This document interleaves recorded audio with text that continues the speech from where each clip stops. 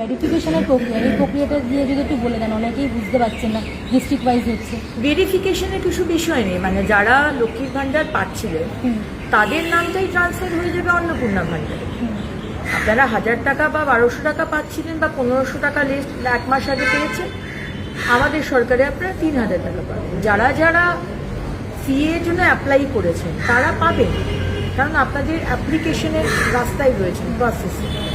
যারা ট্রাইব্যুনালে অ্যাপ্লাই করেছেন তারাও পাবেন, কিন্তু যাদের নামটা কাটা গেছে সেটারও ভেরিফিকেশন হচ্ছে, তারা কিন্তু পাবেন না। বাকি যারা পেয়ে এসছেন তাদেরকে আবার করে আমি শুনছি কেউ কেউ যাচ্ছে ফর্ম ফিল আপ করছে, আইসিডিএস কেউ কেউ যাচ্ছে ফর্ম ফিল আপ করছে, বা ডিএম অফিসে গিয়ে নাকি ফর্ম ফিল আপ করছে। এরকম ফর্ম ফিল আপের কিন্তু কোনো বিষয় নেই। সুতরাং let me make it very very clear, যারা লক্ষ্মীর ভাণ্ডার পেয়েছেন তাদেরই নাম ট্রান্সফার হয়ে যাবে ভেরিফিকেশনের পরে। ভেরিফিকেশন আমাদের দপ্তর করবে, এখানে আপনাদের ভেরিফিকেশনের কোনো বিষয় নেই।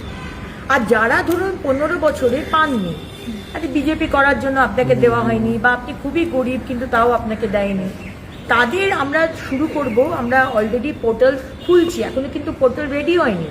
অনেক জায়গাতে সংবাদ মাধ্যমে আমি দেখছি পোর্টাল খুলে গেছে, এটা কিন্তু সম্পূর্ণ ভুয়ো কথা। পোর্টাল খুললে আমরা আনুষ্ঠানিকভাবে আপনাদের জানাবো। যারা যারা পাচ্ছেন না সেই পোর্টালে অ্যাপ্লাই করবেন, যারা পাননি 15 বছর ধরে, এবং তাদেরটা আমরা 2-3 মাস বাদে বাজেট হওয়ার পরে আমরা সেটা দেবো।